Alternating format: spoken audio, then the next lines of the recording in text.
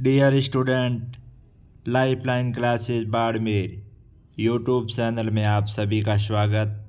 विश्व राजनीति विज्ञान के अध्याय समकालीन विश्व में सुरक्षा आज दुनिया के सामने एक महत्वपूर्ण चुनौती है।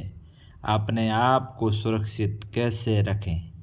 सबसे पहला टॉपिक है सुरक्षा है क्या। डियर स्टूडेंट, सुरक्षा का बुनियादी अर्थ है खतरे से आज़ादी। हम पूर्ण रूप से स्वतंत्र रहें, हमारे ऊपर किसी भी प्रकार का कोई खतरा नहीं हो, इसे कहते हैं सुरक्षा। अब सुरक्षा स्वयं की भी हो, सुरक्षा परिवार की हो, सुरक्षा गांव की हो, समाज की हो, समुदाय की हो, देश की हो। केवल उन चीज़ों को सुरक्षा से जुड़ी चीज़ों का विषय बनाया जाए जिनसे जीवन के केंद्रीय मूल्य को खतरा हो। केवल वही विषय जिससे हमें जीवन के केंद्रीय मूल्य को खतरा हो। पारंपरिक धारणा है, पारंपरिक धारणा कहो या बाहरी सुरक्षा कहो। सुरक्षा की पारंपरिक अवधारणा में सैन्य खतरे को किसी देश के लिए सबसे ज़्यादा खतरनाक माना जाता है। डियर स्टूडेंट, कोई मुल्क है और वह कमज़ोर है और पारंपरिक धारणा या बाहरी सुरक्षा में उसको किसी सैन्य खतरे से बाहर से उसको ज़्यादा खतरा है। इस खतरे का स्रोत कोई दूसरा मुल्क होता है, जैसे हमारा भारत और चीन, जो सैन्य हमले की धमकी देकर संप्रभुता, हमारी स्वतंत्रता और हमारी क्षेत्रीय अखंडता जैसी किसी देश की केंद्रीय मूल्य के लिए खतरा पैदा करता है। डियर स्टूडेंट, कोई पड़ोसी मुल्क अपनी मजबूत सेना के बल पर किसी देश के ऊपर आक्रमण करता है तो ये हमारे लिए खतरा अंदर से पैदा नहीं हुआ, ये खतरा बाहर का है और हमें इन बाहरी सुरक्षा की आवश्यकता है। किसी सरकार के पास युद्ध की स्थिति के अंदर तीन विकल्प होते हैं, दो विकल्प और या तो आत्मसमर्पण कर दो। अगर किसी दो मुल्कों के बीच में जब युद्ध होता है, अगर कोई राष्ट्र कमज़ोर होता है तो वो दूसरे देश के सामने या तो सेना के सामने आत्मसमर्पण कर अपने हथियार नीचे डाल दे, या जो देश हमला कर रहा है उसके सामने डटा रहे और उसको पराजित करके ही छोड़े। Very important. सुरक्षा नीति का संबंध युद्ध की आशंका को रोकना। जहाँ तक हो सके सुरक्षा नीति कहती है अगर युद्ध हो रहा है या युद्ध होने की आपको आशंका है तो कोशिश करो कि उसको रोक दिया जाए। उसे कहते हैं अपरोध। Very important. अपरोध क्या है? अगर इजराइल और फिलिस्तीन के बीच में युद्ध होने की आशंका थी तो सुरक्षा नीति के तहत युद्ध की आशंका को पहले ही रोक देते तो उसे राजनीति में अपरोध कहा जाता है। डियर स्टूडेंट, युद्ध को सीमित रखना या उनको समाप्त करने से होता है जिसे रक्षा कहा जाता है। अब मान लीजिए इजराइल और फिलिस्तीन के बीच युद्ध हुआ, इस युद्ध को सीमित रखना, लंबा नहीं बढ़ने देना या उनको होने से पहले ही समाप्त कर देना, इसे कहते हैं रक्षा। अब यूक्रेन और रूस के बीच में हमने इतना नहीं सोचा था कि यह युद्ध इतने वर्ष तक लंबा खींच जाएगा, इजराइल और फिलिस्तीन के बीच इतना लंबा विवाद बढ़ जाएगा।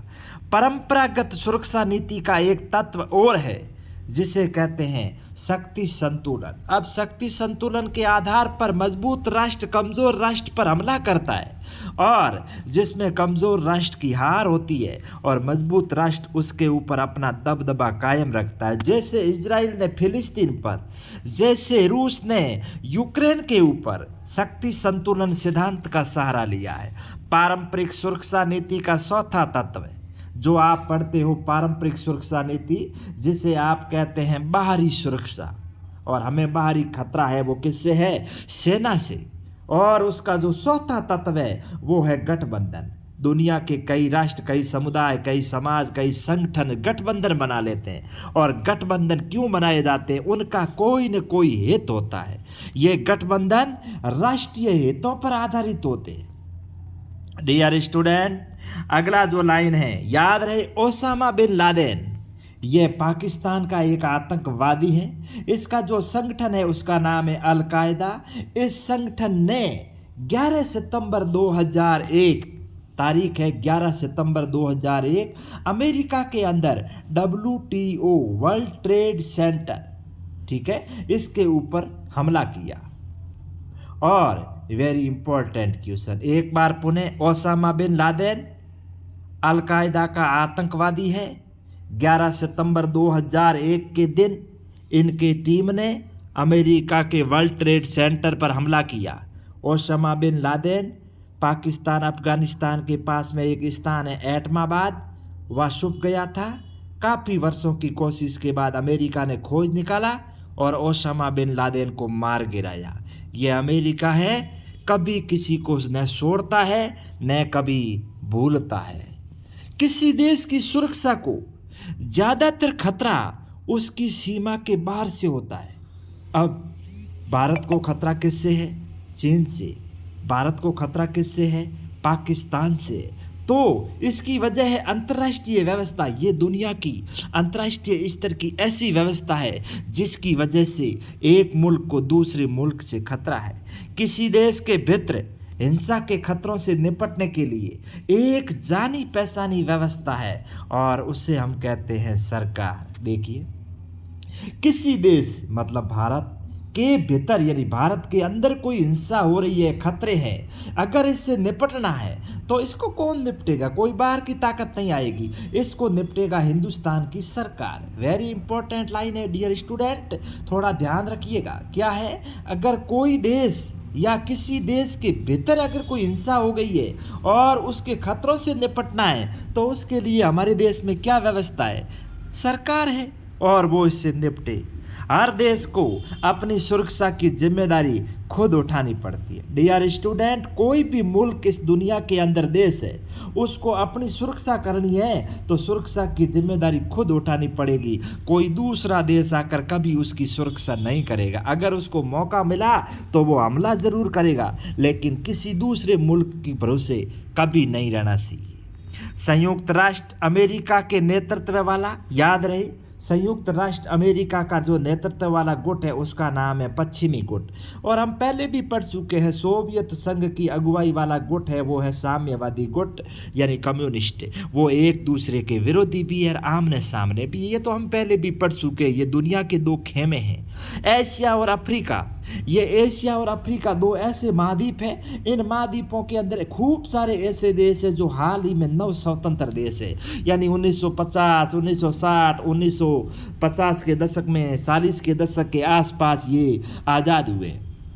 लेकिन इन्हें अपने पड़ोसी देशों के सैन्य हमले की आशंका रहती है। दिमाग के अंदर हमेशा भय रहता है कि मेरे जो पड़ोसी मुल्क है वो उनकी सेना हमारे ऊपर कब हमला कर दे। अंदरूनी सैन्य संघर्ष और देश के अंदर भी सेना कब संघर्ष कर दे, इनकी इन्हें बड़ी चिंता रहती है, क्योंकि ये नवोदित स्वतंत्र राष्ट्र है।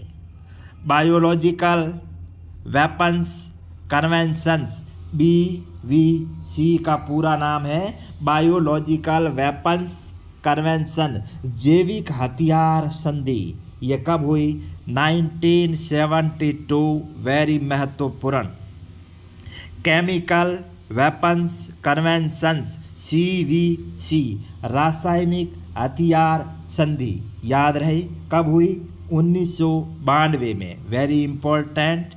1972 की एंटी बैलिस्टिक मिसाइल ABM ने अमेरिका और सोवियत संघ को बैलिस्टिक मिसाइल की रक्षा कवच के रूप में इस्तेमाल करने से रोका है। ये संधियाँ अमूमन हथियारों की रोक पर या हथियारों की रोक के लिए ही की जाती है। 1972 की एंटी बैलिस्टिक मिसाइल ABM ने अमेरिका और सोवियत संघ को बैलिस्टिक मिसाइल की रक्षा कवच के रूप में इस्तेमाल करने पर रोक लगाई। आखिर ये संधियाँ क्यों की जाती है? क्योंकि हथियारों पर रोक लगाई जाए। SALT साल्ट सेकंड सामरिक स्तर परिसीमन संधि 2 स्टाल्ट सामरिक अस्त्र न्यूनीकरण संधि, इसका पूरा नाम है NPT परमाणु अप्रसार संधि 1968। Very important. परमाणु अप्रसार संधि NPT 1968। इसके बाद एक टॉपिक आ रहा है, सुरक्षा के कितने तत्व है? सुरक्षा के 3 तत्व है। किन चीज़ों की सुरक्षा, किन खतरों से सुरक्षा, और सुरक्षा अगर करनी है तो क्या तरीके हैं? इनके ऊपर प्रश्न चिन्ह लगा हुआ है। और सिर्फ राज्य ही नहीं, व्यक्ति और समुदाय, इन समूह से मानवता की सुरक्षा की जरूरत है। आज के समय में राज्य की नहीं, व्यक्ति, समुदाय और समूची मानव प्रजाति की सुरक्षा की जरूरत है। इसी कारण सुरक्षा की अपारंपरिक धारणा को मानवता की सुरक्षा या विश्व रक्षा कहा जाता है। Very important. यानी सुरक्षा की कौन सी धारणा? अपारंपरिक धारणा को मानवता की सुरक्षा या विश्व रक्षा कहा जाता है, जो काफी महत्वपूर्ण है। मानवता की सुरक्षा के सभी पैरोकार ये मानते हैं कि इनका जो प्राथमिक लक्ष्य है वो है व्यक्तियों की सुरक्षा करना। आखिर में सुरक्षा करनी है तो करनी किसकी है? राज्य की, समाज की, देश की? आखिर में सुरक्षा करनी है, वो करनी है मानव प्रजाति की। संयुक्त राष्ट्र संघ के भूतपूर्व महासचिव रहे हैं कोफी अन्नान। ऐसे पैरोकार का आशय होता है कि जो व्यक्ति और समुदाय है उनको अंदरूनी खून खराबे से बचाना चाहिए। देश के अंदर किसी भी प्रकार का कोई खून खराबा होता है तो उनसे बचाना ही एक प्रकार की सुरक्षा है, ऐसा कोफी अन्नान मानते हैं। आज के ज़माने में सुरक्षा का व्यापक अर्थ लेने वाले पैरोकार का क्या तर्क है? आज के समय खतरों की कई सूची आई है, जैसे अकाल, जैसे महामारी, जैसे आपदा, इनको भी खतरों की सूची में शामिल किया गया है। विश्वव्यापी खतरे, आज दुनिया में वैश्विक स्तर के खतरे हैं, जैसे तापवृद्धि, आप उसे ग्लोबल वार्मिंग कह सकते हैं, अंतर्राष्ट्रीय स्तर का आतंकवाद, एड्स जैसी बीमारी, बर्ड फ्लू, या आप वर्तमान में कह सकते हैं कोरोना। ये तमाम महामारियां 1990 के दशक के आसपास विश्व सुरक्षा की धारणा बन रही थी। विश्व को इनकी सुरक्षा करनी तो करे कैसे? अगला, सुरक्षा की अपारंपरिक धारणा के 2 पक्ष। सुरक्षा की अपारंपरिक धारणा के कितने पक्ष है? वो पक्ष बताए हैं 2, मानवता की सुरक्षा और विश्व की सुरक्षा। Very important. यानी सुरक्षा की जो अपारंपरिक धारणा है उनके 2 पक्ष बताए, एक तो मानव की सुरक्षा और एक विश्व की सुरक्षा। आतंकवाद का आशय, राजनीति, खून खराबा, जो जानबूझकर बिना किसी कारण से नागरिकों को अपना निशाना बनाता है, ये आतंकवाद, जिनका क्या उद्देश्य है, क्या बदला है? जो देश की जनता को बिना किसी कारण से निर्दोष नागरिकों को अपना निशाना बनाता है। और सन 2001 में आपने सुना होगा, 11 सितंबर की बात है, आतंकवादियों ने अमेरिका के वर्ल्ड ट्रेड सेंटर पर हमला किया था और ओसामा बिन लादेन उस समय उनके मेन लीडर थे। मानवाधिकारों की 3 कोटि है। राजनीतिक अधिकार, मानवाधिकार, वे अधिकार जो मानव को एक इंसान या मानव होने के नाते मिलते हैं। ये 3 कोटि है। पहला अधिकार है राजनीतिक अधिकार, जैसे अभिव्यक्ति, बोल सकता है, सभा करना, यानी अपनी कोई बैठक, मीटिंग बुला सकता है। आर्थिक और सामाजिक अधिकार है दूसरा, और तीसरा है उपनिवेशीकृत जनता।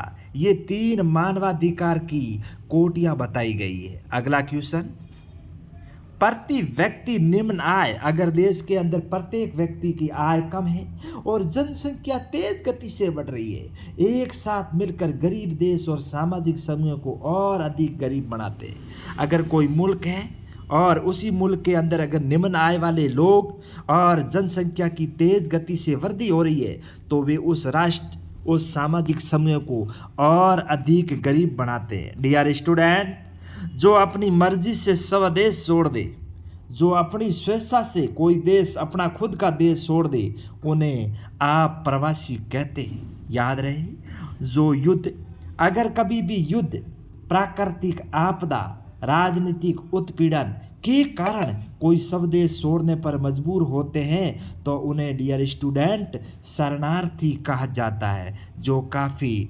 महत्वपूर्ण क्वेश्चन है।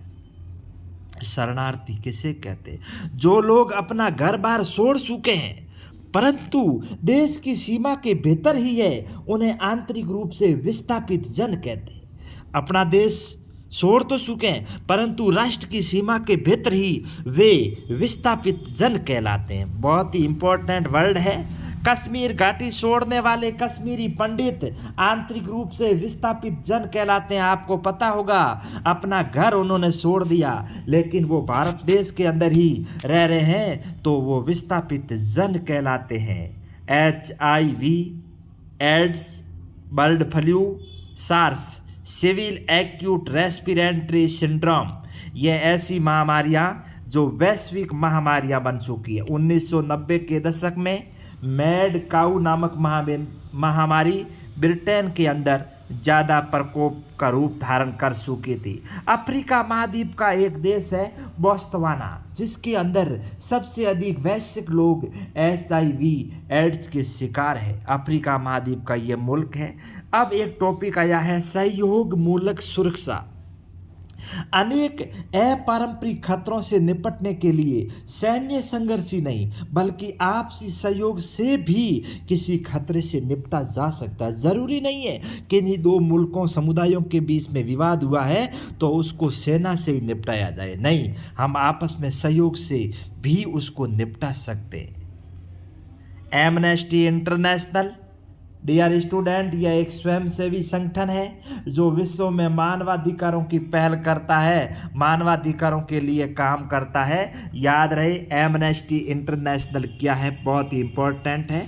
सहयोग मूलक सुरक्षा में भी अंतिम उपाय के रूप में बल प्रयोग किया जा सकता है। अब अगर कोई नहीं माने उसको समझाइश करें, समझाइश करने के बाद में भी कोई नहीं मानता है तो उसका अंतिम उपाय है बल प्रयोग। बातों रो भूत लातों ही माने ला। भारत की सुरक्षा नीति के कई घटक बताएं। हमारी सैन्य क्षमता है उसको मजबूत करो। अपने सुरक्षा हितों को बचाने के लिए अंतर्राष्ट्रीय कायदा और संस्थाएं हैं उनको मजबूत किया जाए। देश की अंदरूनी सुरक्षा समस्याओं से निपटने की तैयारी।